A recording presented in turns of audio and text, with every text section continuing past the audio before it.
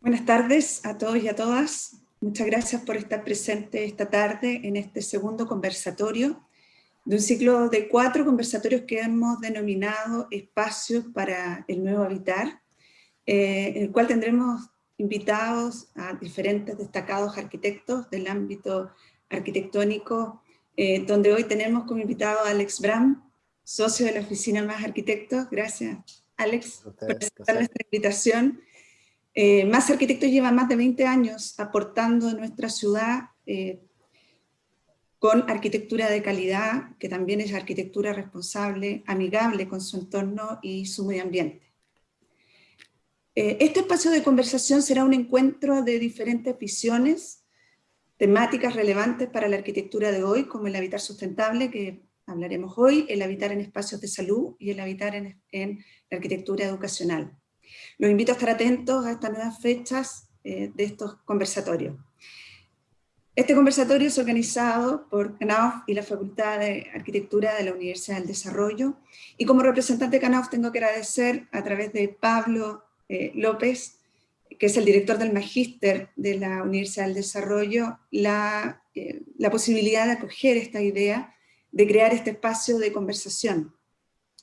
Pablo es arquitecto de la Universidad de Mendoza, estudió también su maestría en España y ha trabajado en importantes empresas en el extranjero, también y oficinas a nivel nacional. Ha participado en obras muy relevantes como la Plaza de la Ciudadanía, el Museo Violeta Parra, Centro Cultural La Moneda, y él será quien moderará este conversatorio.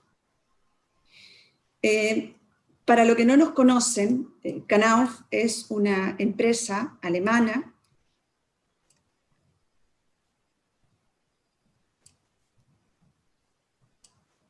ahí estamos, la tecnología no nos jugó en contra esta vez. Somos fabricantes de productos para la construcción, estamos presentes en más de 80 países en el mundo. Aquí podemos ver nuestra planta, nuestra base de operaciones está en Alemania y también somos productores a nivel nacional. Nuestra fabricación se basa en productos para la construcción en seco y nuestro enfoque se centra en la innovación, en la creatividad, donde desafiamos el pensamiento convencional para crear productos innovadores para los nuevos tiempos, cuidando a las personas que tanto fabrican nuestros productos como los que habitan los edificios en los cuales estamos presentes. Para nosotros el desarrollo sustentable es un tema esencial. Nosotros trabajamos con y para la naturaleza, transformando materias primas que extraemos de la naturaleza en un ciclo de producción circular. Tenemos el compromiso de promover una arquitectura y construcción sustentable que contribuya a la creación de obras comprometidas con su medio ambiente y con la salud y el bienestar de las personas.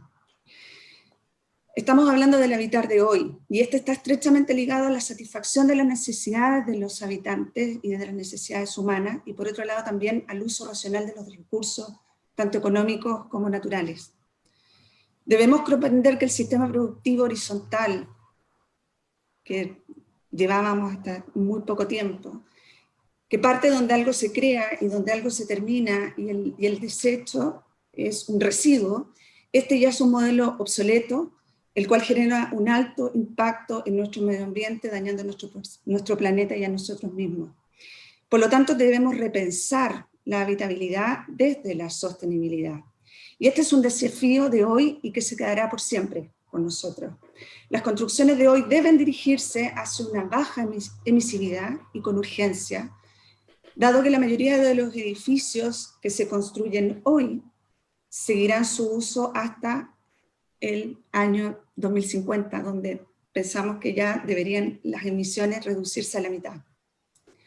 Acá podemos ver también diferentes certificaciones que se enfocan hoy en la construcción, en las cuales nosotros también tenemos mucho que aportar, de diferentes tipos.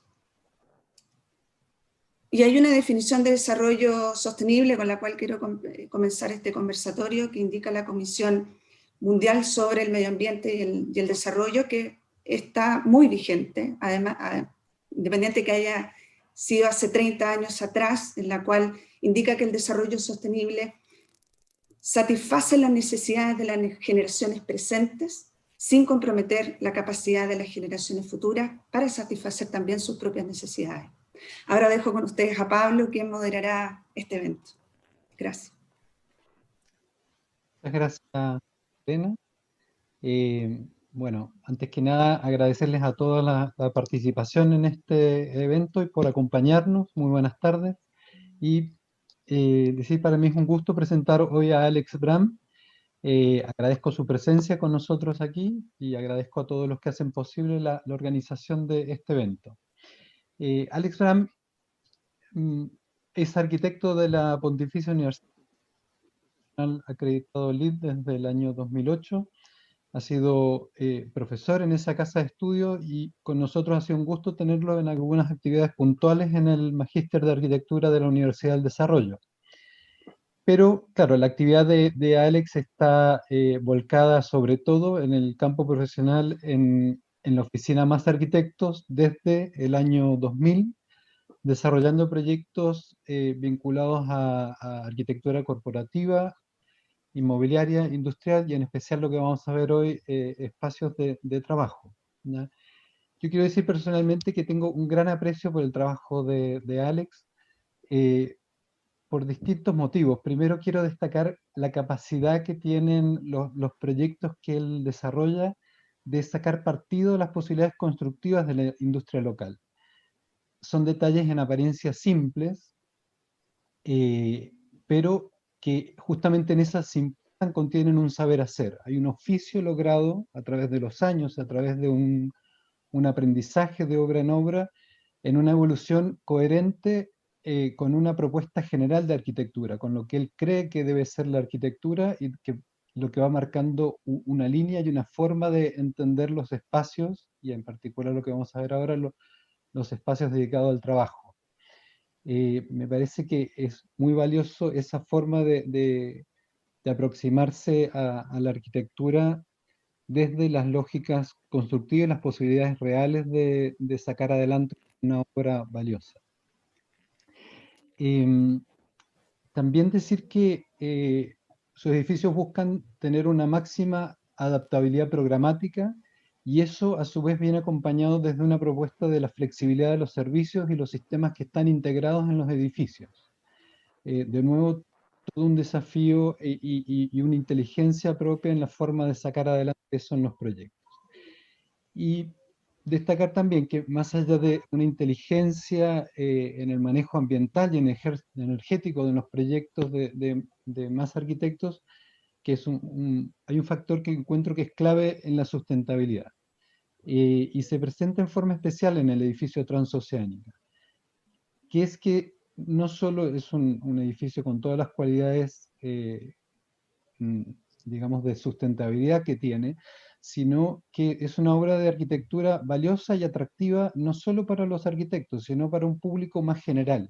Y esto genera un valor importante, que es la posibilidad de extender el ciclo de vida de un edificio hacia adelante. Sabemos que va muy ligado a la apreciación general que tiene en la sociedad un edificio y una arquitectura en particular. Y eso lo hace, por supuesto, sustentable a largo plazo. Bueno, termino esta presentación entonces y los dejo con ustedes a Alex Bram para esta presentación y agradezco de nuevo a todos su presencia. Hola, muy buenas tardes a todos, un gusto tenerlos acá. Lamentablemente no los veo, es primera vez que hago una presentación de este tipo y echo de menos el feedback de una audiencia presencial, pero son condiciones que nos impone la pandemia, que sabremos navegar por un tiempo de esta manera. Agradezco a CNAUF y a la Universidad del Desarrollo que nos den la oportunidad de mostrar nuestro trabajo. Nos sentimos muy orgullosos de lo que hacemos y siempre nos viene bien poder mostrar lo que hemos hecho y compartirlo con las personas que les parezca interesante lo que estamos desarrollando. Voy a partir de inmediato mostrándoles una presentación que hice. Efectivamente les vamos a mostrar el proyecto Transoceánica, que cambió su nombre, la compañía. Transoceánica ya no se llama Transoceánica, ahora se llama Tánica, así que vamos a tener que cambiarle el nombre y empezar a hablar del edificio Tánica. Así nomás es, no tenemos ninguna injerencia en eso. Voy a compartir la pantalla y me dicen si...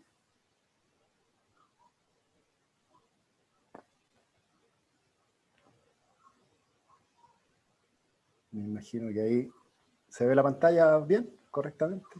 Bueno, Más Arquitectos es una oficina que partió el año muy cortito, voy a hablar de ello, de nosotros, del año empezamos a trabajar juntos antes del 2000, pero el 2000 formamos Más Arquitectos, que está formada, valga la redundancia, por 4 socios, David Bonomi, Marcelo Leturia, Maite Bartolomé y yo, todos arquitectos de la Universidad Católica. Trabajan con nosotros otras 8 personas, formando una oficina de tamaño medio para el ambiente local. Queremos ser suficientemente grandes como para poder abordar proyectos complejos y de gran envergadura, que es lo que más nos interesa, pero también suficientemente pequeños como para que los arquitectos socios seamos arquitectos y no administradores de otros arquitectos. Nos interesa nosotros mismos estar a cargo y encima de los proyectos, participar en la obra, ver los detalles, etcétera. Entonces no queremos agrandarnos más de la cuenta para poder tener el control completo de lo que se hace en nuestra oficina. Es un trabajo muy de taller, en todo caso, muy asociado con los chicos que trabajan con nosotros, que en general permanecen en nuestra oficina por periodos bastante largos, que es algo que nos viene muy bien. Ahí hay un panorama general de las obras que hemos hecho, desde el edificio de Claro, el edificio de la CCU, en Vitacura, varios edificios para las autopistas, etcétera. Esto es parte de los 20 años de nuestro trabajo. Que recuerden un poco las formas generales que ven, porque las voy a mencionar más adelante, pero creo que es bueno que tengan este panorama antes de empezar con lo que les voy a mostrar en específico, que es el desarrollo que ha tenido el edificio corporativo de Transoceánica, hoy día Tánica, y lo que ha seguido después, que es el segundo edificio, que ya está terminado. El edificio lo completamos, la recepción final la obtuvimos en febrero, un poquito en diciembre, en diciembre del año pasado, pero con la pandemia no ha podido estar en uso, por lo tanto el edificio está por ahora terminado y cerrado, esperando las habilitaciones. Luego de eso ya nos encargaron el desarrollo de un tercer edificio, y entre medio trabajamos en un plan maestro con la oficina holandesa Mecanú, con Francine Huben, en el desarrollo del programa completo. Parte de eso les voy a mostrar en la presentación. El terreno, ven mi cursor, me imagino, el terreno, ese espacio rojo que está ahí, en realidad es un poquito más largo, el terreno llega hasta más atrás, es un paño de 21 hectáreas, inmediato al río Mapocho, en esta cuenca que forma Santa María Manquehue. Ese es el edificio del Mercurio, está a unas cuadras al oriente del Mercurio, por la ribera del río, por la avenida Santa María, con Agua del Palo, que es esa esquina que se ve ahí. Nosotros nuestro cliente, que no conocíamos en esa época, el año aproximadamente el 2005-2006, se conecta con nosotros después de haberle encargado este master plan de la zona que está cercana a Santa María. Esa es la avenida Santa María, la que va allá abajo. Le encarga este master plan de un conjunto de edificios de oficina a una oficina de Alemania, de Aachen, que se llama Krause & Bohne, y ellos desarrollan este complejo de edificios de forma curva, de las cuales nuestro mandante Transoceánica se enamora perdidamente. Le pareció fantástico este master plan y se acerca a nosotros y nos pide que desarrollemos el primer edificio, que sería su edificio corporativo, que es este que aparece en esta esquina inferior derecha. A nosotros nos pareció un encargo sui generis. En general, ahora sí sirve lo que les mostré al principio, como este panorama de obras. Si recuerdan un poquito las obras que les mostré ahí, difícilmente hay un ángulo que no sea recto, mucho menos una curva, y eso porque nos parece que ser prácticos es lo mejor en la construcción. Todos los materiales están hechos para encontrarse en ángulo recto, funcionan bien, son fáciles de armar, se complementan sin demasiados problemas. Por lo tanto tratamos de mantenernos en esa línea, pero nos aparece este encargo, como digo, en el que muy enfáticamente nos dicen: si usted quiere, desarrolle, pero desarrolle a partir de este master plan un edificio como este. Finalmente decidimos abordar el encargo, porque además de este pie forzado que significaba meterse en el master plan de otra oficina, sí teníamos muy buenas referencias de los mandantes, y el encargo que nos hacen es muy específico en cuanto a hacer lo mejor posible en eficiencia energética y sustentabilidad que se pudiera hacer en Chile. Y para eso no solo lo declararon de esa manera, sino que nos dieron todos los recursos para poder aprender y avanzar en esa línea. Trabajamos finalmente con otra empresa alemana, Bonn Ingenieure, que fue nuestro asesor en eficiencia energética y sustentabilidad. Como digo, nos costó mucho, hicimos muchos croquis, muchos dibujos para tratar de ir avanzando en este desarrollo. Ahí se ven montones de ejercicios que estuvimos haciendo, básicamente tratando de mantener la forma curva que pedía el master plan, pero simplificando, aunque parezca rara la palabra que estoy usando, simplificando la fachada. De hecho, si ven en las plantas finales, evitamos tener curvas y rectas, como aparecía en el plan original. Incluso evitamos tener curvas que salieran del volumen principal, de tal manera de tener un perímetro lo más continuo posible, con curvas que se encuentran siempre de manera armónica.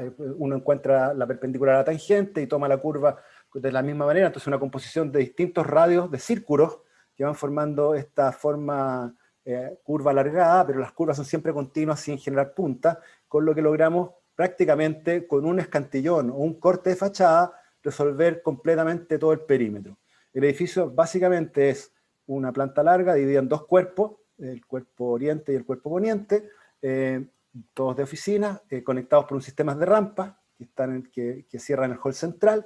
Esto porque, producto de la altura máxima de edificación, que eran estos 3 pisos y 13,5 metros, esa altura corre paralela a Avenida Santa María, como se ve en la elevación que está acá abajo, y hacía que si nos manteníamos el edificio completamente horizontal, tomábamos acá la altura máxima, perdíamos un piso en el extremo oriente. Entonces, al quebrar el edificio de esta manera, logramos bajar el extremo poniente y meternos en lo habitable debajo de la rasante. Luego, para poder regularizar y simplificar la cubierta, subimos la fachada en este lado, encerrando un patio de cubierta para lograr de nuevo mantenerla horizontal y no tener, además de las curvas en planta, que resolver diferencias de altura en la fachada.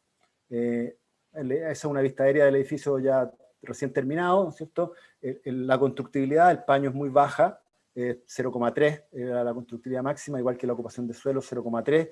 El edificio tiene 6.000 metros cuadrados de oficinas y por lo tanto requería un paño del orden de los 19.000 metros, un poquito menos de 2 hectáreas. Como Transoceánica era dueña de 21, hicimos una subdivisión en este tramo para asignarle las casi 2 hectáreas que requería este terreno para poder construir los 6.000 metros de oficinas que necesitaba el cliente.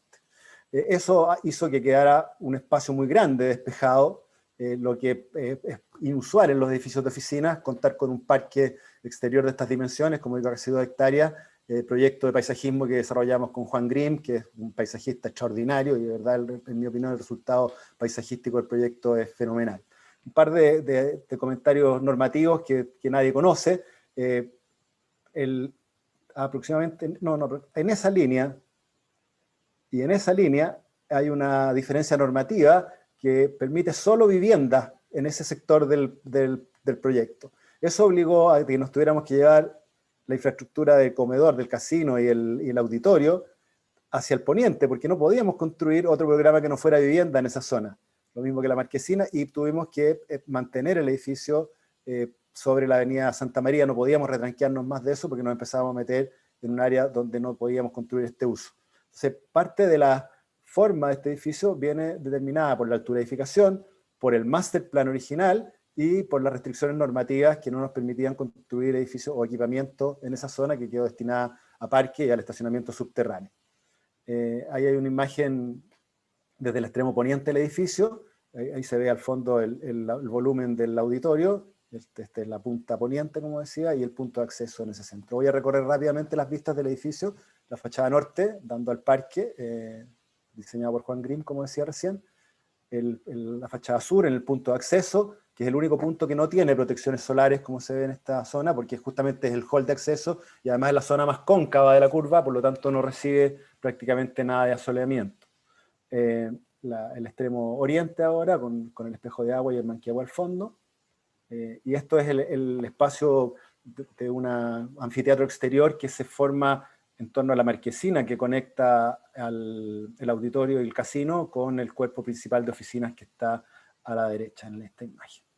Finalmente el hall central del edificio, que como les decía, se conectan las dos alas con este sistema de rampas que forman el hall. las rampas no llegan al primer piso, desde el primer piso solo se tienen que tomar los ascensores y las escaleras, de tal manera de poder controlar a los visitantes, porque de ahí para arriba el tránsito al interior del edificio es completamente libre y no requiere ningún tipo de control. Y el último espacio importante del proyecto, que es la cubierta. En general, en todos los proyectos que desarrollamos le ponemos mucha atención al último nivel. Nos parece que si ya se hizo el gasto de llegar a esta altura, que se gastó en una estructura y se hizo todo este esfuerzo, es ridículo destinarlo a una cubierta sin uso. Son lugares fantásticos en general. A mí los lugares que más me gustan son los edificios, subirme a los techos. Por lo tanto, tener estas imágenes o esta presencia del paisaje en una cubierta despejada nos parece que es una política que habría que seguir en general en los edificios. Y la toma ya más nocturna con el edificio iluminado, el proyecto de iluminación es de Douglas Leonard también, que fue un gran aporte al proyecto. Parto ya ahora de la explicación más en profundidad con esta cita que aparece arriba. Dice: el sol, el viento y el mar son fuentes de energía. ¿Podemos usarlas? No, preferimos quemar la puerta de la casa para calentar el hogar. Esta cita es de Thomas Edison del año 1916. Lo que quiero decir con esto es que la sustentabilidad, la eficiencia energética y el uso correcto de la energía no es un invento nuestro, ni de ahora, sino que ya lleva más de 100 años en la boca de todos, y es hora de que ya lo tomemos más en serio. A partir de eso, ¿no es cierto?, desarrollamos estrategias de diseño que se orientan a disminuir el impacto ambiental, a disminuir los costos de operación y, lo más importante de todo, diría yo, a mejorar las condiciones de confort y habitabilidad de los espacios. Les cuento una anécdota muy cortita, pero que explica la importancia de esto último. Justamente apoyados por nuestros mandantes, hicimos viajes tecnológicos a Alemania, y visitando la Agencia de Medio Ambiente alemán, nos dieron una charla en la cual les mostraron un proyecto de vivienda social en la que de gran eficiencia, tenían un gasto, un consumo energético del orden de los 45 a 50 kWh por metro cuadrado al año. Estas viviendas sociales, era verdaderamente extraordinaria la cifra, y un colega nuestro levantó la mano y dijo: no, pero nosotros en Chile estamos mucho mejor. ¿Cómo? Le dice el tipo. Sí, en Chile la vivienda social no gasta nada, con suerte una ampolleta de 100 watts. Se mueren de frío, se mueren de calor, pero energía no gastan. Eso es cierto, efectivamente, apagar la luz y no usarla no gasta energía, pero no nos sirve. Entonces, tenemos que pensar en que vamos a usar energía para mejorar nuestras condiciones de confort y nuestra habitabilidad. Si no, no tiene sentido. Entonces, es muy, muy importante este último punto, porque también lo he pensado mucho. De hecho, yo mismo lo digo, hablamos del gasto energético de los edificios. Los edificios no gastan energía, las personas gastamos energía. Entonces, así nos hacemos más cargo, si lo pensamos de esa manera, de que nosotros somos los que estamos derrochándola y no los edificios, y no le echamos la culpa a un tercero, sino que nos hacemos cargo nosotros mismos de lo que estamos haciendo. Este proceso es un proceso que se llama de reducción de demanda energética. Se trata de que el edificio, producto de su diseño arquitectónico, todo el diseño pasivo, el diseño arquitectónico realmente tal, reduzca la demanda energética del edificio, que requiera muy poquita energía. Luego, de hecho, eso, que logra aproximadamente un 80% del ahorro en relación a un edificio convencional en el que uno no pensó estos temas, el 20% restante de ahorro lo puede obtener a través de utilización de energías renovables, de mejorar la eficiencia energética o después de regular correctamente el sistema para mejorar aún la eficiencia. En otras palabras, se trata de tener un cuerpo con una envolvente adecuada para verano o para invierno, incorporarle los sistemas correspondientes de la mayor eficiencia posible, y después de terminado eso, durante la operación, controlar permanentemente el funcionamiento de todos los mecanismos que se instalaron para el edificio. Como decía, los pasivos son el 80%, los activos, que se relacionan también a estos segundos, son del orden del 20%. Voy a explicar primero los sistemas pasivos, después los activos de este edificio, y en los pasivos solo me voy a centrar en los sistemas de control solar y ventilación natural. Los otros también son importantes, pero para esta presentación me pareció mejor enfocarnos en eso. Esta es el sistema de control solar. Entonces, esta es una imagen que nos pasó nuestro asesor alemán, que muestra con mucha nitidez, ¿no es cierto?, que controlar la radiación solar al exterior, lograr sombra, por lo tanto evitar que la radiación llegue directamente sobre los cristales, es lo que logra las mejores condiciones térmicas para el interior del edificio. El problema principal del edificio, de un edificio de oficinas en Santiago, es enfriarlo durante los meses de invierno. Tenemos un verano muy caluroso, con muy alta radiación solar, y a lo que se le suman además todas las cargas térmicas internas, computadores, iluminación, personas, etcétera, que hacen que se requiera mucha energía para mantener las temperaturas de confort durante los meses de verano. En invierno eso no es necesario porque, o sea, no es tan necesario, igual se requiere algo de energía, pero muy poca, porque estas mismas cargas internas ayudan a mantener, suben la temperatura interior, y tenemos inviernos no tan duros, lo que con muy poquita energía permite llegar a condiciones de confort con poco gasto. Aquí se ve el sistema de fachada, ¿cierto?, con el escantillón tipo, que tiene 3 pieles básicamente: la piel exterior en madera fija, que actúa como un alero, similar a como funciona una casa chilena, en la que los aleros exteriores permiten el acceso del sol de invierno, que es mucho más acostado, del orden de los 30 grados, e impiden el acceso directo del sol de verano, que es más vertical, que llega aproximadamente a los 80 grados, y eso hace que en verano no toque los cristales y en invierno sí. La segunda piel es una piel que está ahí, que apenas se ve ahí, un pequeño puntito que aparece ahí, que lo vamos a ver más adelante, que es un sistema de rollers, que funciona muy bien para los meses intermedios, o sea, para otoño y primavera, porque en esos meses, aún con el sol un poquito más tendido, por lo tanto con penetración de radiación solar, tenemos días muy calurosos en los que preferimos que la radiación quede afuera, o días muy fríos en que la radiación es muy conveniente, por lo tanto ese sistema móvil es un aporte para el proyecto. Y finalmente el cristal propiamente tal, que es un termopanel compuesto con un cristal selectivo que logra tener finalmente el panel completo de cristal, un valor U de 1,2, para que tengan una referencia, un termopanel simple con cristales clear, tiene un valor U del orden de 2,8, un cristal simple sin termopanel de 5 y tanto, casi 6. El valor de esto es 1,2, o sea, es verdaderamente muy bueno. Y para eso usamos un recurso muy simple, que es muy barato además, que es aumentar el tamaño del espaciador entre los cristales. En Chile el estándar es usar 1,2 milímetros, nosotros usamos un 1,6, que prácticamente no le sube el costo al termopanel, pero aumenta en un 10% aproximadamente su capacidad de aislación térmica. Hicimos mockups de la fachada en la misma obra para verificar que funcionara bien. Ahí se ve la roller abajo, la roller levantada, se puso en la orientación que correspondía, verificamos los ángulos solares, todo eso, además de las simulaciones, se hizo un mockup físico como se ve aquí. Y ahí ven la imagen del edificio desnudo, como quedan terminados probablemente muchos edificios que se construyen en Santiago, y el edificio ya protegido completamente con todos sus sistemas instalados. De hecho, ahí se ve muy nítidamente el sistema de control, las persianas, las rollers están georreferenciadas, por lo tanto el software sabe exactamente cuándo reciben sol y cuándo no, y le ordena bajar o subir dependiendo de eso. Y ahí se ve que justo en el punto donde la sombra termina en este panel, de ahí para allá las rollers están levantadas porque no necesitan protegerse del sol y permiten el acceso de luz natural. Y en cambio en toda la fachada que está expuesta al sol están todas las rollers abajo. La fachada norte, donde explicamos lo mismo, la única zona que no tiene protección de rollers es la zona del hall central, porque no la requiere, nadie trabaja ahí, y desde esa línea hacia arriba ya es la rampa que sale a la terraza, por lo tanto es un lugar exterior, que no requería más protección en ese punto.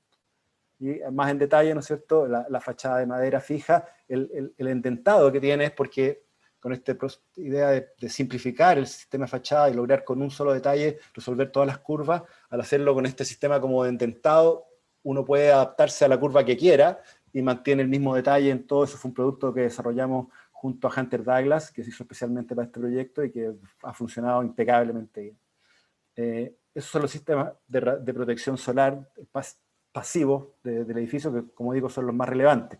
Junto a eso tuvimos mucho cuidado con los puentes térmicos y con las aislaciones térmicas del edificio para lograr condiciones de confort adecuadas. Los sistemas activos, aquí quiero detenerme un segundo porque resulta, sobre todo el sistema de climatización de este edificio, que es muy novedoso para Chile, justamente por eso hace que sea en general de mucho interés de todo el mundo, cosa que está muy bien, pero me gusta insistir en este momento en que lo verdaderamente importante es lo que les acabo de mostrar. Si uno no hace este procedimiento de diseño orientado a reducir la demanda energética, los sistemas que uno instala en el edificio, que intentan ser lo más sustentables y lo menos dañinos para el planeta posible, no logran llegar a condiciones de confort. Entonces es completamente necesario proteger el edificio de manera pasiva antes de incorporar sistemas eficientes, porque si no los sistemas no logran llegar a las temperaturas que se requieren. Voy a presentar acá, como digo, especialmente el sistema de clima. La energía que se usó en este caso, empezó el proyecto, el diseño alrededor del 2006. La energía solar en ese momento, aun cuando ya tenía algún nivel de desarrollo en Chile, era demasiado caro. La instalación de los sistemas iniciales, la recuperación del capital era del orden de los 20 años, por lo tanto no era posible hacerlo, pero sí pudimos utilizar geotermia. Los mandantes tenían previamente ya derechos de agua sobre un pozo, y encontramos agua a 120 metros de profundidad. Subimos con una bomba el agua a una sala de máquina y logramos obtener 7 litros por segundo a 12 grados. Lo que es de muy buena temperatura, la podemos usar muy bien para enfriar o calentar el edificio, como les voy a explicar más adelante. El sistema de climatización y ventilación es parte de esto. Es muy importante entender que lo relevante es la sensación térmica y no la temperatura de aire. La sensación térmica además está compuesta en simple, en un 50% aproximadamente por la temperatura de aire que hay en el recinto donde uno está, y en otro 50% por la temperatura de los elementos que configuran este recinto, que es la radiación. Si uno enfría o calienta las paredes o el cielo del edificio, cambia la percepción de la temperatura en el cuerpo. Por lo tanto, uno puede tener temperaturas relativamente altas de aire del orden de los 24 o 25 grados, pero si tiene los cuerpos del edificio a 16 grados, tiene una condición térmica, una sensación térmica del orden de los 20. Eso uno lo puede experimentar o entender muy fácilmente si uno se imagina estar en una fogata en la playa.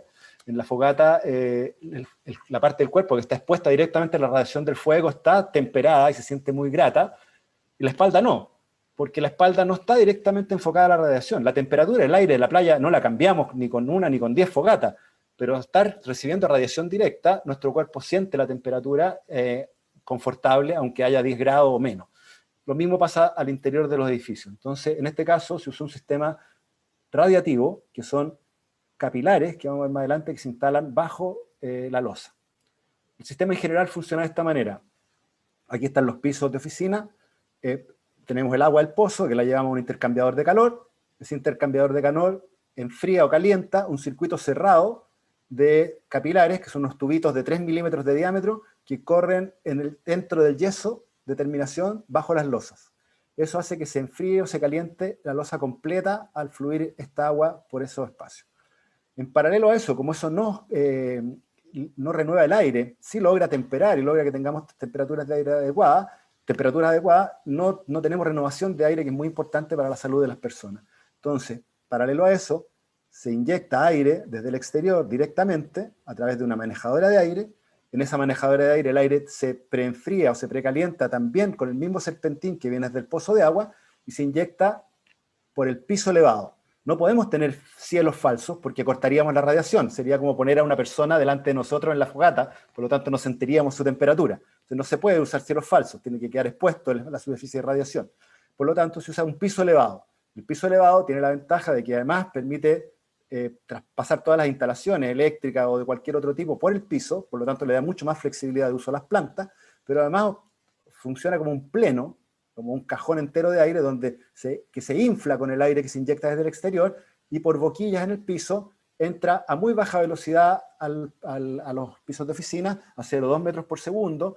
Esto se llama un sistema de ventilación desplazadora, porque este aire más frío que se inyecta en el piso va lentamente calentándose y subiendo hasta que se retira por una cenefa que está puesta sobre el cielo. De esta manera se tempera y se logran condiciones de confort muy buenas, al mismo tiempo de tener todas estas protecciones solares que les expliqué al principio, que son muy relevantes. Más en detalle, ¿no es cierto?, lo mismo que vimos recién, la inyección de aire por piso, el retorno del aire en la cenefa superior y la radiación bajo las losas que mantiene las temperaturas en los pisos.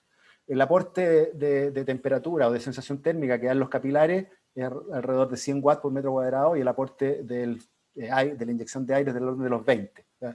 Para temperar opera con mucho más potencia la radiación que el ingreso de aire fresco.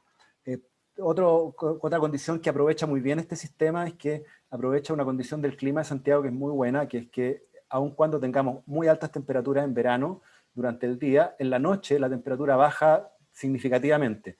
Podemos tener 34, 35 grados de temperatura al exterior en un día de verano en el día, y en la noche la temperatura puede bajar a 16. O sea, tenemos casi 20 grados de diferencial, lo que hace que permite que durante la noche usemos el mismo sistema de inyección de aire que usamos acá, pero sin hacer andar las máquinas, solo tomando el aire exterior, que está muy frío, a 16 grados, se pasa por un filtro para que esté limpio, y se inyecta por este mismo sistema. Al inyectarse aire fresco durante la noche, la losa que está expuesta, que es una masa térmica importante, se enfría y llega a los 16 grados aproximadamente. Eso hace que en la mañana, cuando la gente entre a la oficina, solo se hace funcionar el sistema de renovación de aire. Los capilares todavía no funcionan porque la losa ya está a 16 grados.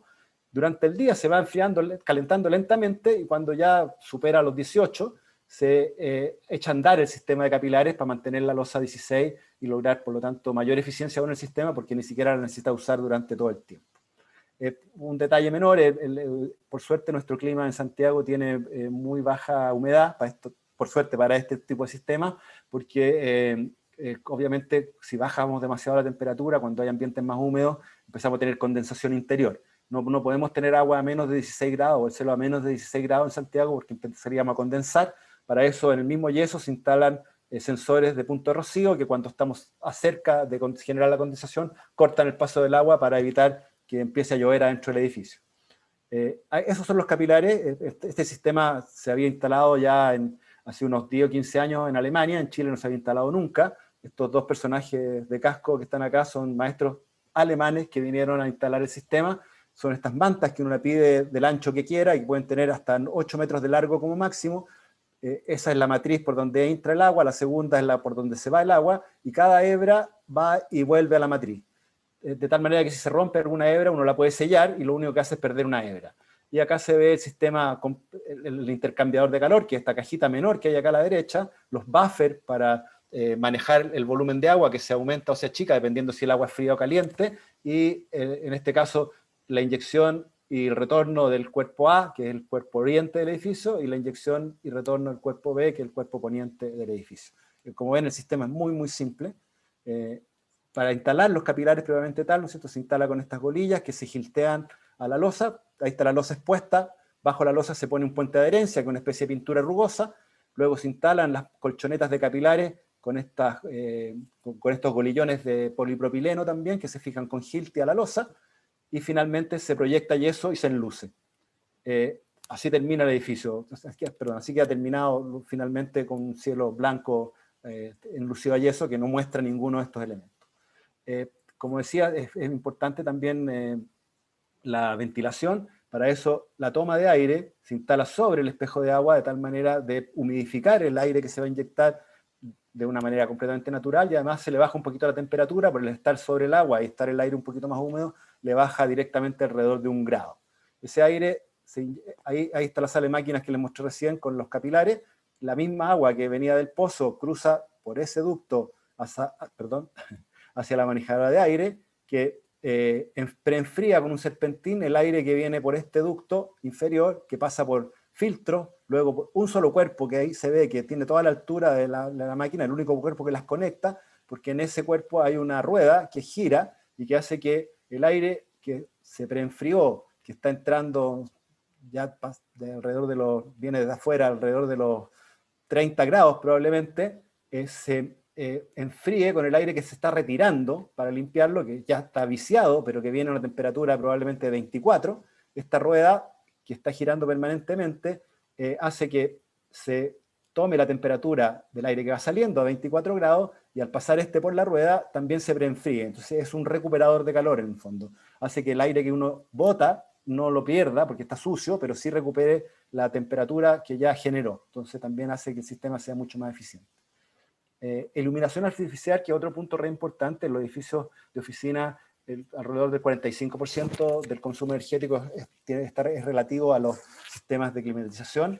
El 30% más o menos en relación al sistema de iluminación artificial, así que es muy relevante. En este caso, ya que tenemos un cielo falso inducido a yeso, toda la iluminación es rebotada en el cielo, en este cielo blanco que actúa como un difusor, por lo tanto tenemos una luz interior muy pareja, que se alimenta con tubos fluorescentes T5. En el momento que se hizo este proyecto, los LED, la tecnología LED todavía era demasiado cara, así que T5 era una muy buena solución. Sí, T5 con balas digitales. La ventaja del balas digital es que permite dimearse a grados del 1%, por lo tanto, un sensor que tiene el edificio de luz natural mide la cantidad de luz que llega desde el exterior y le pide al tubo fluorescente que entregue exactamente lo que falta para lograr que a la altura de los escritorios tengamos condiciones de confort.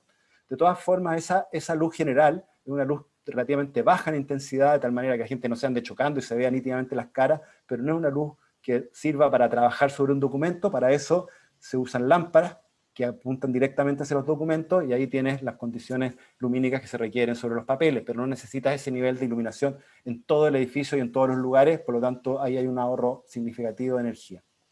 Ahí se ve cómo funciona el interior, ¿no es cierto?, con la cenefa, con la luz artificial y el aporte de la luz natural, que es muy relevante. Lo mismo, ¿no es cierto?, con las task light, o sea, lámparas de pie o de escritorio para apoyar la iluminación directa sobre los escritorios y tener una luz ambiental relativamente tenue. De los valores comparativos, lo único que destacaría, ¿no es cierto?, es que se proyectó que la sobreinversión que significó este sistema en Chile, que primera vez que se usaba acá, iba a tener un costo del orden de entre 5 y 8 UF por metro cuadrado. Esa sobreinversión, que en relación a la baja del consumo energético, se recupera aproximadamente en 4 a 6 a 8 años. Eso sin considerar un punto muy importante, que es que que tiene que ver con la productividad de las personas. El gran costo de la empresa no es la energía, no es la cuenta de la luz, son los sueldos de las personas que se pagan al final de mes. Lograr mejorar la productividad de las personas hace que este retorno de la inversión sea mucho más corto. En el mismo momento que se estaba terminando este edificio, un poquito antes, en realidad un año antes creo, se terminó el edificio de Renzo Piano del New York Times en Manhattan, que tiene un sistema relativamente similares, y tuve la suerte de escuchar, creo que en la UDD, justamente una presentación del jefe de proyecto de ese edificio, y explicó que el retorno de la inversión, igual que en este, era del orden de los 5 o 6 años. Pero si uno suponía un aumento del 1%, muy bajo, del 1% de la productividad de las personas, producto de tener buenas condiciones de iluminación, buenas condiciones de ventilación, buenas condiciones térmicas, espacios necesarios, etcétera, etcétera, un 1%, ese retorno se reducía a menos de 6 meses.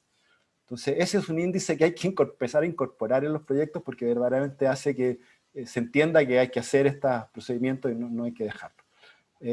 Luego de terminado esto, perdonen que vaya rápido, quiero dejar espacio para consultas después. Terminado este primer edificio, el holding decidió renovar el master plan que tenía, desechar el original del cual estaban completamente enamorados, pero el tiempo hace que todas las cosas cambien, y decide encargarle a Francine Huben de Mecanú, oficina holandesa, que haga un nuevo master plan para el paño de 21 hectáreas. Hasta ahí es de lo que se pueden usar de oficina, y ahí tenemos 7 hectáreas. De ahí hacia atrás todavía hay 11 hectáreas, 14 hectáreas más para completar las 21, que también se puede, que es parte del mismo paño de los mismos propietarios. Mientras se desarrollaba eso, que era muy largo, que sabían que se iba a demorar, nos pidieron que desarrolláramos un segundo edificio en el paño que queda aquí. En paralelo, por lo tanto, mientras se desarrollaba el master plan por esta oficina, por Mecanú, nosotros desarrollamos un segundo edificio en esta posición. También empezamos con croquis, la forma del edificio terminó siendo una curva encontrada con la otra, que resultaba muy bien y que calzaba obviamente con la forma del terreno que ya estaba subdividido. Un edificio inmobiliario para venta y renta de oficina, de una superficie casi el doble del edificio ya terminado. Este edificio, ahí se ven la imagen aérea, ¿no es cierto?, el edificio existente y el edificio nuevo, lo mismo ahí, ¿no es cierto?, el edificio nuevo y el edificio existente, que como la segunda parte, esto era en espera de cómo venía el resto del master plan que no conocíamos. Dejamos, por lo tanto, todas estas caras completamente expuestas por ahora, esta es la excavación, que se van a cerrar cuando se cierre el otro edificio para poder tener toda la libertad posible de hacer las conexiones como fueran y darle toda la libertad al desarrollo del master plan mientras se hacía esto. El edificio, como ya ven, es hermano gemelo del anterior, a pesar de ser el doble tamaño, tiene los mismos sistemas pasivos, trabajamos con los mismos tipos de protecciones solares, etcétera, así que desde ese punto de vista tiene las mismas condiciones. El cambio fundamental que tiene como tecnología, ¿no es cierto?, es que esto también es bien interesante, me lo salté en la explicación. En este caso reemplazamos el hall central interior del edificio original por un hall abierto al cielo, por una especie de patio más que un hall, ¿no es cierto?, que está configurado con estas piezas de madera. Ahí se ve cómo sigue el volumen hacia arriba, que es el punto de acceso que divide el acceso a la oficina y al otro lado de la oficina que está a mi espalda. Además se incorporó un patio inglés para iluminar el piso inferior, que tuvimos la suerte de que fuera adquirido enteramente por una universidad que va a destinar ahí todos sus espacios de extensión. Por lo tanto, le va a dar una vida muy especial a este edificio en los primeros niveles. Ahí se ve de nuevo el patio en otra vista, que es un lugar bien poco habitual y muy interesante, que resuelve, como digo, el acceso a los dos cuerpos de oficinas del edificio B. La vista nocturna con estos muros que están acá abajo, que son los que les digo que van a perderse después cuando se construyan los siguientes edificios. En este caso, en cambio, el sistema de clima se cambió, esa es la única diferencia que tiene. El sistema de clima que usó el otro edificio, que era radiativo, ¿no es cierto? El problema que tiene es que para un edificio único funciona muy bien, pero para separarlo en unidades pequeñas, en este caso son oficinas que van desde los 200 metros hasta los 1000 metros, es muy difícil separar los costos y la única forma de cobrarlo sería vía metro cuadrado. Eso a los mandantes o a los propietarios locales no les gusta mucho, les gusta pagar por lo que consumen y no que los metan en un saco y les cobren por metro cuadrado. Entonces se usó este sistema, que es primera vez que se utiliza en Chile, que sí se ha utilizado varias veces en Alemania, que es un sistema de climatización descentralizado, en la que desde un chiller se instalan estas 4 cañerías que están acá. Son 2 cañerías de ingreso y retorno de agua fría y 2 cañerías de ingreso y retorno de agua caliente, que alimentan estos equipos, que son básicamente un tipo de equipos de ventana que se instalan bajo el piso elevado. Aquí va el nivel del piso elevado, esto va bajo piso, que tienen un ventilador interior. Ahora ahí en estas fotos están con una tapa y encima hay una rejilla que permite que inyecte aire desde el exterior muy fuerte hacia arriba, rebota en el cielo, rebota al fondo y por el piso, cuando el aire ya se empezó a enfriar un poco más, vuelve hacia la fachada y retorna por el mismo equipo hacia el exterior. Se instala un equipo sin retorno de aire, sino que es solo temperatura, y uno, que es el que tiene este cuerpo, uno por medio, ¿no es cierto?, que sí tiene toma de aire exterior.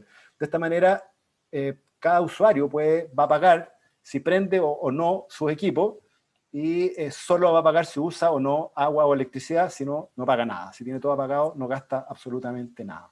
Y desde esa perspectiva, un sistema muy deseado por los potenciales usuarios. La otra ventaja que tiene este sistema es que el mismo equipo renueva aire y tempera, por lo tanto no hay ningún ducto de aire al interior del edificio. Todos los tarros, ninguno, todos funcionan directamente desde la fachada, lo que también lo hace, como digo, muy, muy eficiente. Ahí se ve de nuevo lo mismo, ¿no es cierto?, las 4 cañerías con la llegada a los equipos de aire que están en la fachada. En paralelo, ¿no es cierto?, les decía que se había desarrollado el master plan. Este es el nuevo master plan que se hizo. Esta es la zona de oficinas, que es de la primera imagen que les mostré. Perdón, ahí aparecen los 2 primeros edificios, y esta fue la propuesta de Francine Huben o de Mecanú para los otros 3. Cuando ya se recibió esto y este edificio ya estaba casi terminado, empezamos a trabajar en conjunto de nuevo con este plan, con Francine, y desarrollamos esto. Todo esto que está acá atrás es un nuevo desarrollo que considera viviendas, edificios de aproximadamente 8 pisos, un hotel en esta zona de acá, y townhouses que van adosándose a los barrios que ya están preexistentes en el paño. Hoy día ya está prácticamente listo el proyecto, o sea, está listo, en realidad está en cotización, la licitación para construir estas 4 torres y esta primera tira de edificios, de townhouses, diseñados por Izquierdo Alemán, con Lucho Izquierdo y Antonio Alemán están desarrollando esos proyectos. Y nosotros estamos ya desarrollando este tercer edificio, y luego se desarrollarían los otros 2. Ahí se ve el master plan completo, el edificio original, el segundo edificio terminado, el tercero, que es el que estamos iniciando el proyecto, y los otros 2 edificios. La forma está un poco determinada por estos dos primeros que ya estaban construidos, y la distribución de 5 edificios tiene que ver con estas líneas que se ven por acá abajo, que son subdivisiones de terreno preexistentes que ya estaban y que utilizamos directamente para no tener que hacer todo un movimiento legal muy complejo para poder resituar los edificios. Este es el edificio más importante, que es el último que se va a construir, que está en la esquina y que es el que arma el acceso principal al parque público que se va a dejar. Esto no va a tener cierros, no es un barrio privado con cierros, va a ser completamente caminable. Incluso en el proyecto de los edificios de vivienda, el acceso a estos edificios de vivienda es por el subterráneo, de tal manera de dejar el primer piso al libre recorrido de todas las personas, y por lo tanto la ciudad va a contar con una infraestructura de parque muy notable en un tiempo no muy largo. La planta de primer piso y la planta de los pisos tipo de los edificios más desarrollados, los de la derecha, y ya solo esquemáticamente los de la izquierda. Tuvimos un cuidado que partió con este es el segundo edificio. Como ven, la pendiente de Santa María baja levemente. Aprovechamos eso para hacer el cambio de altura. La norma cambia aquí y nos permite subir la altura, manteniendo siempre el primer tramo del edificio a la misma altura del que había antes, y dentro del mismo edificio resolver el cambio de altura. De nuevo acá mantenemos la misma altura y cambiamos después. Eso hace que vayamos teniendo una gradiente de aumento de altura tanto en el horizonte superior como en el horizonte inferior, dándole más presencia a este edificio, que es el que resuelve el acceso principal al conjunto, ¿cierto? Ahí se ve, ese es el acceso principal que lleva a esta circulación central que conecta todos los edificios de oficina, pero que permite, cruzando la laguna, que actúa como separador para mejorar la privacidad de las viviendas, de las oficinas, cruzando la laguna, ingresar al parque público que sigue hacia el norte. Hacia el norte.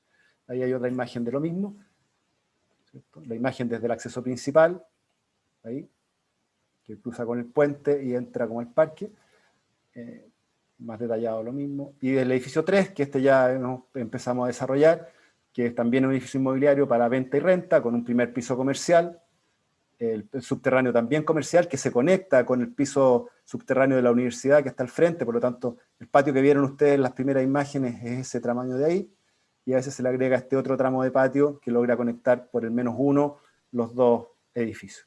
Los pisos tipo de oficina que se van retranqueando, ¿no es cierto? Y ahí está la imagen final de los 3 edificios, ¿cierto? El edificio existente, el segundo que ya está terminado, y el tercero que esperamos empezar a construir de aquí a un año aproximadamente. Esa es la imagen final. Esa sería la presentación. Espero no haberlo aburrido demasiado. Traté de hacerlo rápido, pero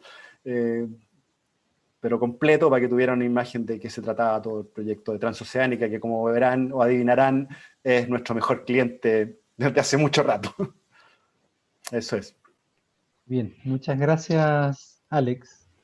Muy interesante la presentación, muy completa. Creo que es muy bueno concentrarse así como en un solo proyecto, y al mismo tiempo que se despliega en el tiempo en otros edificios, porque permite ver como la evolución del idea, cómo se traspasa en el tiempo hacia nuevos edificios y nuevas propuestas, pero con un sentido de continuidad muy grande.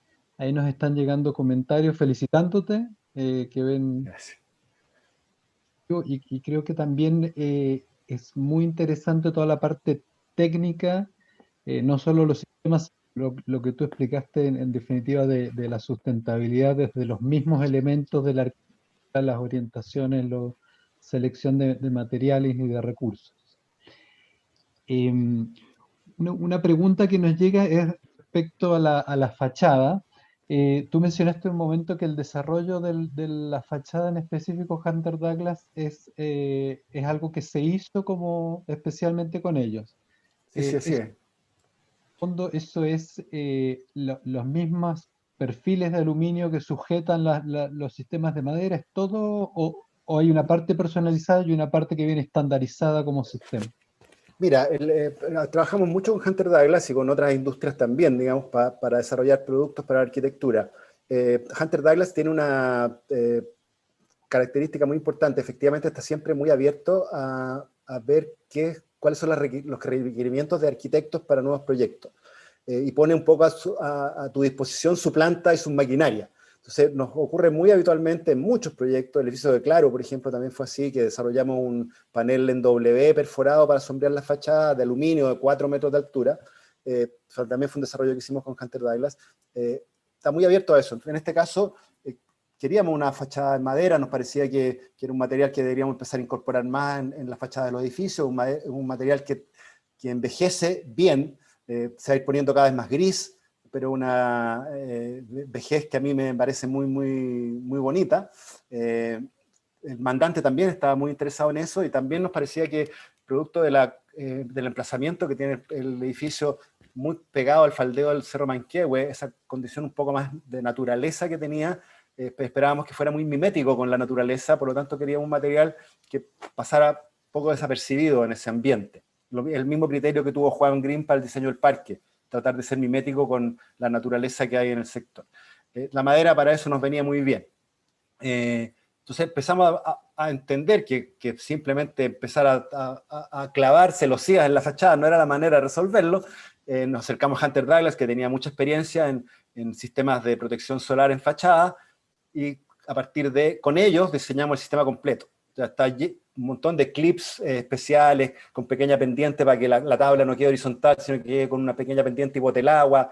Está apoyada en una pieza de aluminio en todo su largo, de tal manera de evitar que por la deformación cayera como guirnalda. Entonces está entera apoyada en una pieza de aluminio que tiene un par de separadores que hace que la lámina de aluminio no quede en contacto directo con la madera, sino que quede levemente separada para que no se junte humedad ahí debajo, con unas perforaciones para que bote la humedad. Hay un montón de diseño y de tecnología y de tiempo de desarrollo de productos, de trabajo en conjunto, de arquitectura e industria, en este caso Hunter Douglas.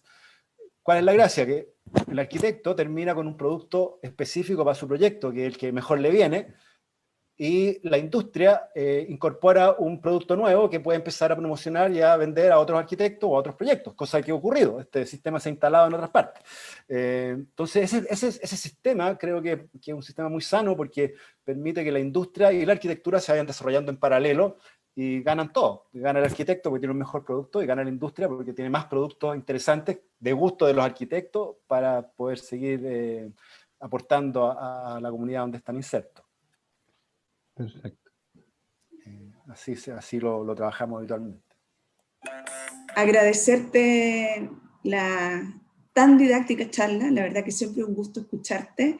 Es increíble cómo la arquitectura es capaz de, en un edificio, poder articular todos estos temas de sustentabilidad, de una buena arquitectura, y de que efectivamente pueden hacerse a destiempo, porque efectivamente entre un edificio u otro tienes más de 10 años, o 10 años, 9 años aproximadamente, y efectivamente pueden haber ahí cierta diferencia, y los próximos que vengan también.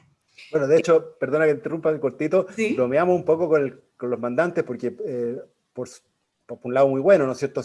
Se toman todo el tiempo necesario para hacer las cosas bien, lo que uno agradece. Pero entre el primer edificio y el segundo, como tú bien dices, pasaron 10 años. Esperamos que entre el tercero, el cuarto y el quinto no pasen 10 años entre cada uno, porque yo el último sí, no lo voy a ver. O sea, ya no voy a estar ni acá si seguimos con ese ritmo. Entonces estamos tratando de apurar las cosas para que alcance a verlos, por último, los 5 edificios terminados. Claro. Pero es un sello muy característico de este master plan y de todos estos edificios que hacen ustedes. La verdad que es un gusto estar ahí también, y como bien tú dices, el estar en ese espacio. Invito a todos también a visitar el edificio, porque es un lugar que muchas veces, y en el caso personal, uno pasa solamente en auto, y el habitar esos espacios es tremendamente grato. El jardín, la quinta fachada, también la terraza, increíble, las vistas que se pueden tener de ese lugar son muy buenas. También agradecer, estamos ya con más de 100 personas que están conectadas y escuchando este conversatorio. También todos los agradecimientos que estamos teniendo acá de los participantes. Por ejemplo, en el tema, hay varias preguntas, el tema de la tecnología, y que eso yo creo que también es cómo ustedes han aprendido en el tiempo, de cómo han aprendido sobre la marcha, también de proyectos anteriores y proyectos que hacen paralelamente en temas tecnológicos, cómo han ido aprendiendo ustedes en la oficina y en su quehacer diario sobre este tema de la innovación, de mejorar en el tema sustentable, de poder hoy tener una solución, mañana y en los edificios futuros otra? ¿Cómo funciona eso? Hay algunas preguntas también que apuntan a cómo ustedes se enfrentan a este tema de la tecnología y el avance, cómo van aprendiendo esto. Mira, te diría que lo primero que hay que tener para aprender es interés en conocer los temas. Nos pasa que en Chile se ha usado mucho ahora último, sobre todo, ¿cierto?, una institucionalidad que incorpora las ITO, las inspecciones técnicas de obra, o gerencias de proyecto, que van como creciendo, si se van inflando, y ahora de hitos pasaron a gerencias de proyecto, que teóricamente le ofrecen al cliente hacer todas las coordinaciones de los proyectos de especialidad, de evitar descoordinaciones, valga la redundancia, para que en obra no haya problemas, etcétera, etcétera, pero no son los autores del proyecto. Por lo tanto, les cuesta mucho hacer esa coordinación correctamente. Y cada vez que tienen que resolver algún conflicto que existe, como tampoco son arquitectos, no resuelven con los criterios adecuados. Entonces, nosotros, para poder meternos en esto y poder controlar el proyecto en profundidad, nosotros coordinamos. Y eso significa un montón de horas hombres sentados con el especialista de clima, con el especialista eléctrico, con el especialista sanitario, con el especialista de jardines, con el especialista de iluminación, con el especialista acústico, etcétera. Miles de horas de trabajo en conjunto con ellos para entender perfectamente cómo operan los sistemas y poder integrarlos de buena manera a los edificios. Pero hay que sentarse con ellos, hay que aprender, hay que estar interesado, hay que saber, hay que tratar de entender por qué el aire se mueve de tal manera o no, y a partir de eso ir disponiendo los elementos arquitectónicos. No sé, desde las bajadas de agua. La escalera puede ser un elemento más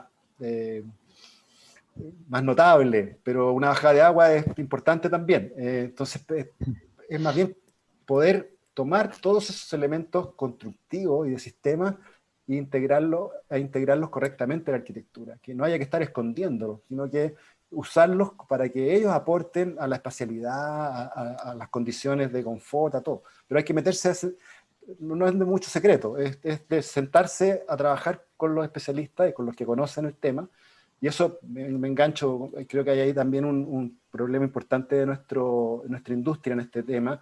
En general, los honorarios que se pagan a especialidades en Chile son ridículamente bajos, muy, muy malos. Entonces, los especialistas no tienen cómo desarrollarse.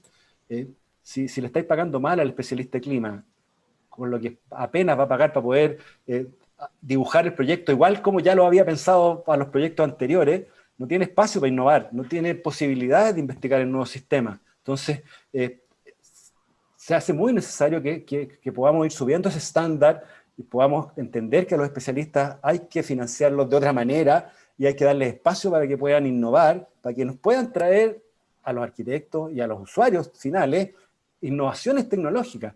A nosotros nos encanta, lo hacemos felices nosotros, pero creo que es muy importante que vengan de ellos, ¿no? Gran parte de lo que aprendimos acá y que lo mostré hoy día tiene que ver con el trabajo que hicimos con la oficina de Bonn Ingenieure de Alemania.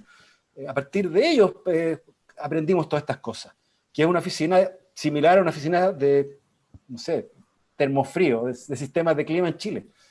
Pero los de acá solo instalan, no sé, fan coils, porque no tienen tiempo, no tienen recursos. Claro, no, totalmente de acuerdo. Es muy interesante lo que estás diciendo del el desarrollo de la industria de la construcción en un nivel más general, y nosotros como arquitectos también tenemos una responsabilidad en eso, en lo que se puede impulsar y favorecer.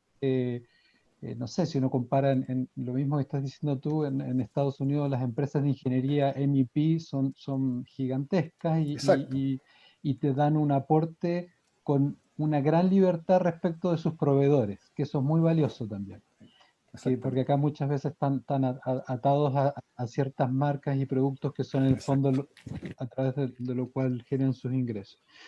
Bueno, hay unas preguntas más, era como relacionada con lo que estaba mencionando. Preguntan si las ventanas del edificio son operables, y si no lo son, ¿qué pasaría en el caso que lo fueran? O tal vez si se evalúa en Que algún lo momento. son, sí Sí lo son son. operables. Mira, para efectos del sistema de clima propiamente tal, la verdad es que no se requiere.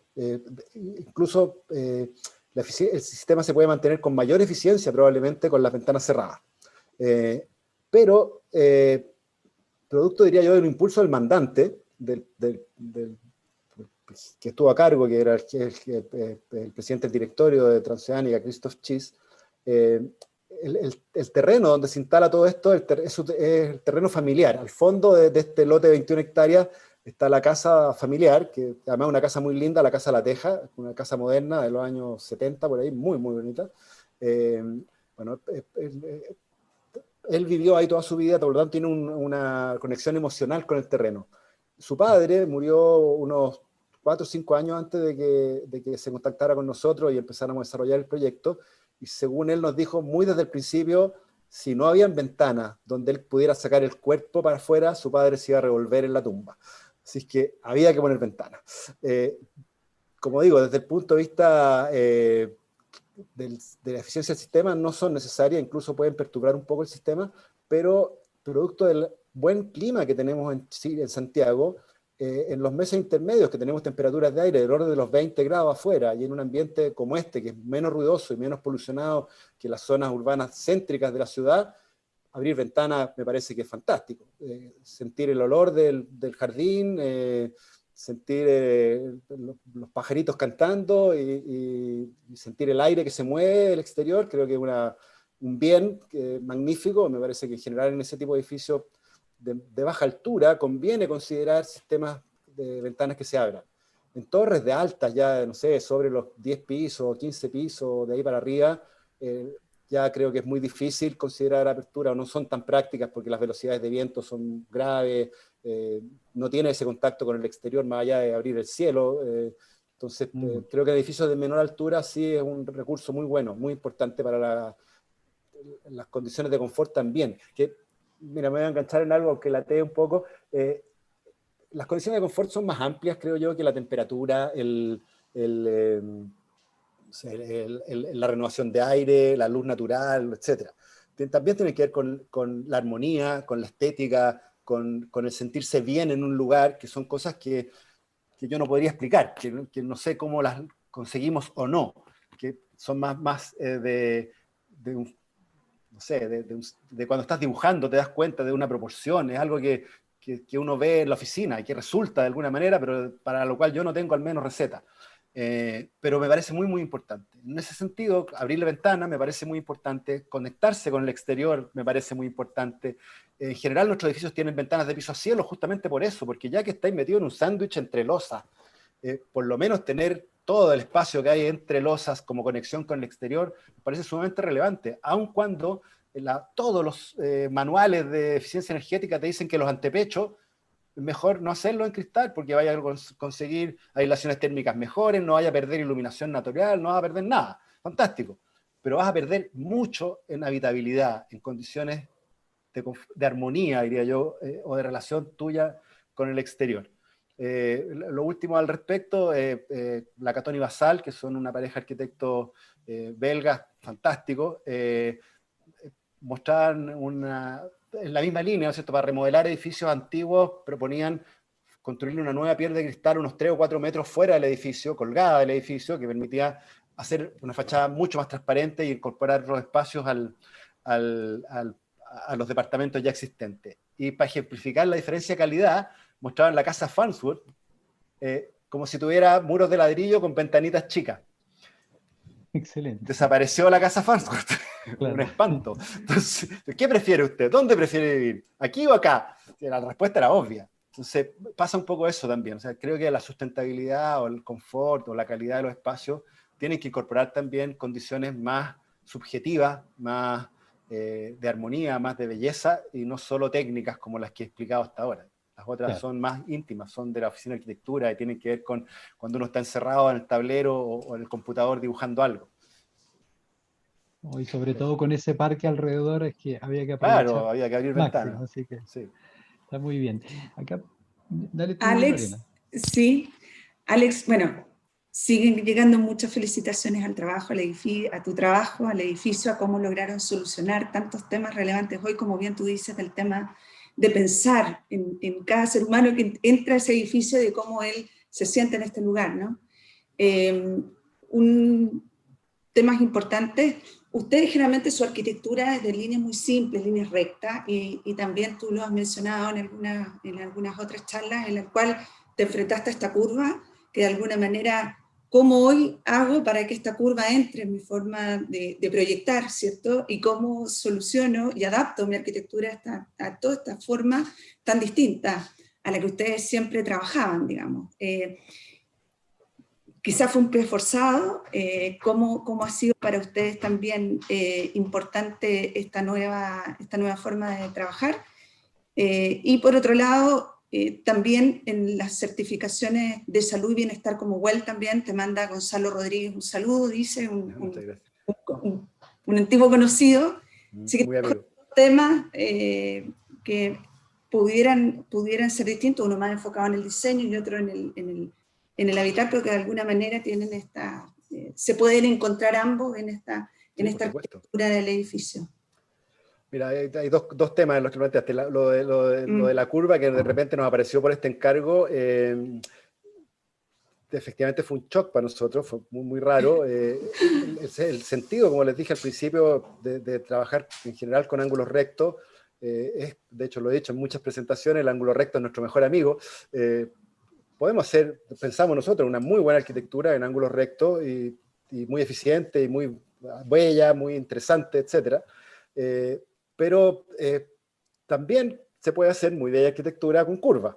En este caso, efectivamente fue un pie forzado, era un requerimiento del mandante, hubo una oficina a la que se acercó antes que nosotros y le dijo, ya, yo te hago el proyecto, pero no lo quiero hacer así, quiero hacer mi propia arquitectura, y el mandante dijo, no me hagas perder el tiempo, si yo quiero que me hagan esto, si no, dime al tiro y no pierdo tiempo. Y nosotros decidimos aceptarlo un poco porque pensamos que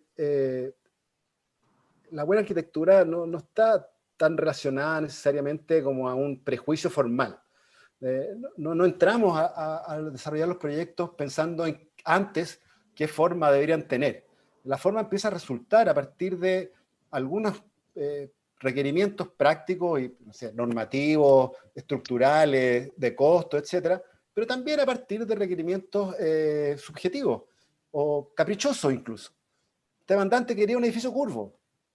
Bien, investiguemos quién ha hecho buenos edificios curvos, veamos cómo se construyeron, cómo se hacen, qué sentido tienen, y empezamos a enamorarnos de la curva, y en realidad terminamos muy enamorados. La fluidez espacial que generan las curvas, que no hayan vértices, que los espacios sean como más continuos, generó algo que no sabíamos que iba a ocurrir, espacios, diría hasta más democráticos, como que no hay corner office, como que es la oficina del jefe en las plantas tipo de Estados Unidos. No hay, son todas iguales, tienen toda la misma curva, todo lo mismo. Entonces genera como un espacio más continuo al interior y al exterior que nos parece seductor. Ahora, hay que entender que eso significa un montón de esfuerzo. El edificio de la CCU, que lo terminamos un poco antes de este edificio, que en superficie son 45.000 metros cuadrados, este tiene 13.000. El edificio de CCU necesitó del orden de los 200 planos de arquitectura para ejecutarse. Este edificio se fue a propuesta con 550 planos de arquitectura y la obra terminó con 850 planos de arquitectura. Hacer un edificio curvo es mucho más difícil, es mucho más complejo, requiere mucho más trabajo. Mueves una cosita acá y se te mueven todas las curvas, tienes que rechazar todo, lo hace complejo. Pero vale la pena. En este caso, yo creo que valió la pena. El resultado formal, sin ánimo de ponernos a la altura de los grandes, seguimos al pie de la letra a nuestro querido Ludwig Mies van der Rohe, que decía que lo importante era cómo, no qué. O sea, ¿cómo lo resuelve? Si lo resuelve bien, haga lo que quiera, da lo mismo. Eso confiamos. De hecho, hemos tenido muchos encargos así. El edificio de Claro, nos pidieron que hiciéramos un edificio igual al que tenían en Plaza Carso en México. Fuimos a visitar el edificio y trajimos la planta de México. El resto lo cambiamos todo. Pero la planta igual a la planta de México. Y el mandante, que lo que le interesaba el layout, cómo funcionaba su oficina, estaba feliz con sus plantas igual a las de México. Entonces, siempre te pasa en los encargos que ocurren esas cosas. Eso con respecto a la curva. Perdí la otra pregunta, perdona, pero lo otro que me dijiste era otro, porque era otro tema. El tema del bienestar y la del bienestar, certificación sí. WELL, ¿de acuerdo? Total. Sí. Mira, las certificaciones son buenas porque ayudan a impulsar a la industria y a nuestra sociedad a mejorar. Desde ese sentido, la certificación me parece bien, ¿no? Qué bueno que exista, pero nos gusta más trabajar para el bienestar, no para la certificación. Entonces, efectivamente, este proyecto del Transoceánica 1, de hecho, partió porque los mandantes nos pidieron que lo hiciéramos así, lo mejor posible, a nosotros nos encantó, y no había ninguna intención de certificarlo bajo ningún aspecto. Cuando ya teníamos el proyecto ya listo, y estábamos a punto de empezar la construcción, empezamos a hacer un checklist y nos dimos cuenta que podíamos certificarlo sin hacer nada, porque estaba todo bien hecho, salvo un par de tecnicismos menores, no sé, el tamaño del felpudo de entrada, una cosa muy menor. Entonces, lo que quiero decir con eso es que las certificaciones están bien, impulsan, ayudan, pero uno tiene que entenderlas como un recurso para mejorar las condiciones de confort, no para ganar una certificación. La certificación le sirve no sé, al inmobiliario para poder demostrar a otro que efectivamente cumple con estándares y tiene el nivel de calidad que él dice tener. Pero desde la arquitectura, lo único que tiene que hacer es hacerlo bien, y generar buenas condiciones de confort, y generar calidad ambiental, generar todo eso, más allá de la certificación. Eso, creo. Entonces la WELL me parece súper bueno. La he mirado, la he estudiado un poco y está muy bien. Enfocarse en las personas, como centrarse más aún en las personas que lo que había antes, creo que es un mensaje adecuado y completamente correcto. Y está muy bien Pero integrado. estaban ustedes en el camino y eso es lo bueno. Estaban cumpliendo. Sí, realmente es hacer las cosas bien. Sí. Ya. Pablo. Hay varias preguntas con temas más de energía o de eficiencia. Si el uso de las energías renovables tiene algún cálculo de la depreciación o el término del uso, y qué pasaría si el agua no estuviera, si se pudiera utilizar los estanques también. Mira, sí, es que es un poco al revés. Parto por la última pregunta. Los estanques juntan el agua que levantamos del pozo. El agua se levanta del pozo, se pasa al intercambiador de calor, después de que se usó su energía térmica, se guarda en los estanques. Los estanques además están regulados, la limpieza del agua, con un sistema de equilibrio natural, plantas, pequeños animales, que hacen que el agua se mantenga limpia y sin bicho, de tal manera que esté sana y no tenga cloro ni nada, para que esa misma agua se pueda usar después para riego. Entonces, se levanta el agua del pozo, se le saca la energía, luego se guarda se acumula en los estanques de agua y finalmente se usa para riego, donde se vuelve a infiltrar la napa. Otra parte de eso se evapora en nubosidad, pero recupera el ciclo del agua. Uno, en el fondo, no usa el agua, sino que solamente le saca la energía térmica y después la devuelve al planeta completamente limpia, sin hacerle ningún daño. Eso está muy bien porque conserva los ciclos. Y la otra pregunta con respecto a qué pasa si se nos acaba el agua, que efectivamente puede ocurrir, hay un chiller, que es un chiller enfriado enfriado por agua, que está puesto al exterior, que actúa como respaldo. En el evento que la temperatura del agua subiera o no tuviéramos suficiente flujo de agua como para mantener la temperatura que deseamos, opera el chiller y logra aportar el diferencial. En Alemania, en la mayoría de los casos, se usa con chillers, sino con pozos. No en todos lados hay pozos, y el sistema igualmente es muy eficiente. No tanto, un poco menos, pero también sigue siendo muy eficiente. Y lo importante del chiller es que es un chiller que además tiene una bomba de calor, por lo tanto, a través del mismo equipo podemos generar agua caliente para los meses de invierno, que se requiere a no muy alta temperatura, porque como es una superficie muy grande la que se calienta, la temperatura máxima de agua que se usó en invierno, o se ha usado en invierno en el edificio es 35 grados. Piensen que un sistema de radiadores requiere 55-60 y un sistema de losa radiante un poquito más. Entonces, pensar que un sistema de calefacción radiativo requiere 35 grados es que la energía que tienes que generar para calentar a 35 básicamente es la mitad que lo que requieres para calentar a 70. Entonces estás ahorrando un montón de energía producto de que estás usando un radiador muy grande. Alex, hay otra pregunta que toca un tema que hemos hablado del cielo, de los capilares que están en la losa, en el primer edificio, pero ¿qué pasa? Que tú también lo mencionaste, esta coordinación también que hay que tener con todos los especialistas. Y el especialista acústico, por ejemplo, porque uno siempre habla de temas térmicos, del Muy tema importante. acústico, Sí, que yo, eso sí, paso también placas perforadas, he por visto ahí supuesto. edificio también. Había que hacer algo de eso. Pero ustedes también trabajan en eso y también lo toman muy en consideración, así como también toman estos otros temas tan relevantes como los temas térmicos, que también tienen que ver con el bienestar, ¿no?, de las personas y que funcionen todas las actividades al interior de los espacios. Exacto. Sí, sí, el tema acústico es un tema muy relevante. En Chile sufrimos en los restaurantes, encuentro yo, porque en general tienen muy mala acústica y uno tiene que estar a los gritos ahí, o si no funcionan. En este caso, efectivamente, fue un tema también muy relevante porque teníamos un cielo duro, que reflejo acústico, un piso duro también, por el piso elevado. Podría haber sido alfombra, pero en general las alfombras tienen problemas de acumulación de polvo, de residuos que no son tan buenas en ese sentido. Entonces, también es un piso duro y tanto la fachada que hace el exterior como los cerramientos de las oficinas que van hacia el interior son todos de cristal de piso a cielo para poder mantener buena penetración de luz natural y vistas desde el interior hacia afuera. Entonces estábamos rodeados de superficies acústicamente reflejantes, lo que hacía que el eco interior era muy grande. Para mejorar eso, se incorporaron en la manera de construir las divisiones de cristal de madera, las verticales, proponiendo vigas de pino laminado verticales como biombos para mejorar la privacidad de las oficinas, que quiebran la onda y absorben, por lo tanto mejoran las condiciones acústicas. Y en el único punto donde teníamos cielo falso, que es bajo la cenefa que retorna tanto el aire y lleva las matrices de agua, toda esa cenefa, que tiene una dimensión relativamente importante, está revestida por la cara inferior con una placa de yeso cartón de Knauf perforada que nos aporta un montón a la absorción acústica. Lo mismo en el casino, que todo el cielo del casino también tiene la misma plancha, que además tiene un componente activo que acumula olores o atrae los olores, de tal manera que en un casino no esté todo el tiempo pasado olor a comida.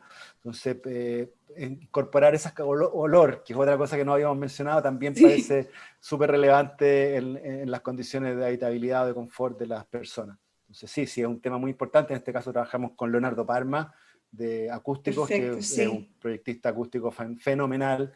El auditorio que no lo detallé ahora porque era demasiado largo, tiene una condición acústica extraordinariamente buena y muy gracias a Leonardo, que es un gran apoyo en los proyectos de nosotros. En general trabajamos con él. Y con Knauf, por supuesto. Gracias, Alex. Pablo.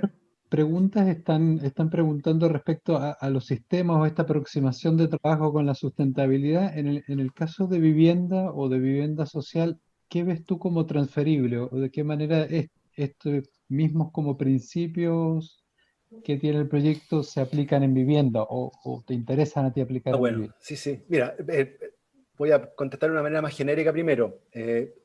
Claro, uno ve este proyecto que es de high-end, ¿sí? de muy alto nivel, por lo tanto, con costos altísimos, en Vitacura, en Santa María de Manquehue, asesorado por alemanes. O sea, claramente un proyecto carísimo. De esa perspectiva se sale un poco de la realidad local. Tema que a nosotros nos da vuelta, no nos da lo mismo. Obviamente no todos los mandantes son como esto y lo que me interesaría transmitirle a la audiencia es que siempre uno puede hacer algo. Si bien puede que no llegue a los máximos estándares de confort y de habitabilidad con cualquier proyecto, siempre uno puede hacer algo. Aquí que el Río, arquitecto amigo, que entiendo que lo sacó de otro arquitecto anterior, decía que a los mandantes había que pasarle el liebre por gato. Aunque no pidieran liebre, había que darle el liebre, porque es mejor para todos. Entonces nos ha pasado, por ejemplo, no en vivienda, pero en proyectos inmobiliarios más estándar, en un proyecto que hicimos en Los Fontecilla con Las Condes, un edificio estándar de oficinas pequeñitas, de 30, 20 metros, oficinas muy chicas, que el mandante no tenía ningún especial interés en estos temas, más bien le interesaba hacer un edificio eficiente, venderlo y construir otro y seguir repitiendo su sistema, que es completamente legítimo.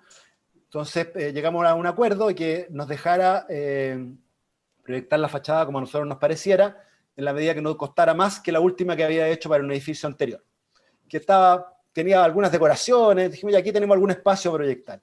Básicamente lo que hicimos fue invertir la posición del mullion en el muro cortina. En general los mullions en los muros cortinas se ponen al interior de los recintos. Por lo tanto, no contribuyen nada a sombrear el cristal, que es lo más importante. Entonces, solo por invertirlo, ponerlo por fuera, vale exactamente lo mismo. Estoy usando la misma cantidad de material, estoy sombreando, no sé, un 10% probablemente de la fachada exterior. Por lo tanto, mi equipo de clima pueden ser un 10% más chico y van a trabajar un 10% menos durante la operación. Como nos quedaba un poquito de plata producto de estos alardes estéticos que tenía el edificio anterior dijimos, bueno, agarremos el mullion y deformémoslo un poco. Entonces, en vez de tener 8 por 12, hagámoslo de 5 por 20. Y allá nos sombreamos, aumentamos un poquito la cantidad de aluminio, o sea, un 8%, y logramos sombrear ya no el 10, sino que el 40% de la fachada. Con lo que volvió a achicarse el equipo de clima y volvió a achicarse el costo operacional del edificio. Y está así, funcionó así. Lo que quiero decir con eso es que uno no tiene que, creo yo, que uno no tiene que esperar que exista un incentivo legal, gubernamental, una normativa, un mandante. Uno ya sabe, entonces tiene que meterlo uno, en la medida de lo posible, hasta donde uno pueda, pero meterlo, siempre pensar en eso, y el mandante de a poco se va educando y va entendiendo, y el usuario también, y empieza a meterse cada vez más en el tema. En el caso de vivienda social, yo trabajé mucho en vivienda social cuando recién salí de la universidad con José Antonio Gómez y Eduardo Bresciani. Fue una época muy, muy interesante. Ahí fue donde aprendí que había que trabajar con los detalles, que había que trabajar con la construcción, porque si no, no se podía. Pero he estado muy alejado de ese tema de ahí en adelante. Entonces no tengo experiencia al respecto. Pero el ejemplo que has dado es clarísimo, que puede hacer algo en que son la claridad como las decisiones que apuntan en un Mira, sentido y con los recursos que hay. hay un libro que les recomendaría, que es relativamente antiguo, que escribió Pancho Vergara, Francisco Vergara, que es arquitecto de la Católica, que se llama 9x18, que es 9x18 es el lote típico de viviendas sociales, 9x18, que en general se divide además en 2 familias. Y ahí muestra un montón de recursos simples, parrones, protecciones solares, que son de muy fácil ejecución y perfectamente aplicable a la vivienda social, incluso a la autoconstrucción. Y hace muy poquito, hace un año atrás probablemente, un amigo que estaba trabajando en un proyecto del Centro Antártico en Puerto Williams, me pidió que fuera para allá a hacer alguna presentación, y agarré de nuevo a la Catoni Basal, y que en general han proyectado muchas viviendas sociales que incorporan una especie de invernadero como espacio exterior, que me pareció muy, muy adecuado para Puerto Williams. Así que hicimos ese tipo de propuestas allá y efectivamente engancharon muy bien. Creo que en todos lados hay espacio para hacer algo mejor, en todos lados. Absolutamente. Oye, pero este tema nos puede dar para hablar, yo creo, sí, infinito. Y entre tantos asistentes también que hemos tenido hoy y anoche, ya llevamos 1 hora y media, que ha pasado volando, y agradecer a todos los asistentes, agradecerte, Alex, por esta exposición, por entregarnos estas lecciones de todos estos sistemas y de abrir el diseño para todos nosotros. Y agradecer también al público todas las preguntas súper interesantes, los temas que se han planteado, y también dejarlos invitados al tercer conversatorio que realizaremos ya el 23 de septiembre con la arquitecta Lorena Concha de GDN Arquitectos, con el tema de espacios del habitar hospitalario, de habitar en salud. Así que muchas gracias, Alex, nuevamente, gracias, Pablo. Gracias a todos por estar esta noche con nosotros, y que tengan un buen día.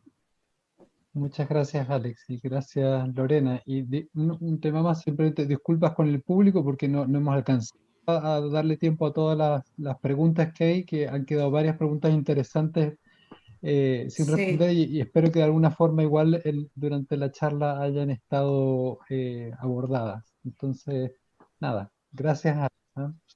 No hay de Muy qué, buena. gracias a ustedes, en realidad una oportunidad muy bonita poder transmitir lo que hemos hecho en la oficina a más personas, lo agradecemos mucho y nada, una pena no poder estar ahí junto a todos porque en Sí, general cuando uno sí, termina estas presentaciones, cuando empieza una conversación más íntima que es muy agradable sí, también, así que sí, ya claro, volveremos a juntarnos pronto, volveremos, más de temprano todas que tarde. maneras. Exacto. Sí. Bueno, Bien. chao, muchas Muchas gracias.